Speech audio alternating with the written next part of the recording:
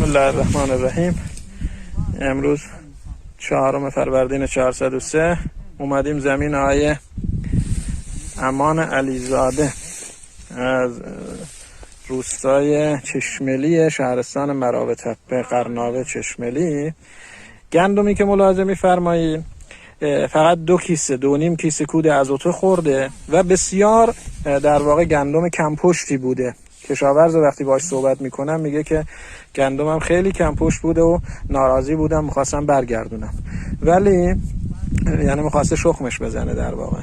ولی ما به توصیه ما یک مرحله کود نانوکود چیستا هکتاری 1 لیتر حدود 15 الی 16 روز پیش استفاده کرده و مرحله دوم رو انشالله امروز خواهد زد. خیلی تغییر پیدا کرده، کاملا زمین رو گرفته و این گندمی که شما ملاحظه میفرمایید تاثیر نانوکود چیستا، برگ‌ها کاملا پهن، ساقه اندازه نی و پنجه‌های فراوان.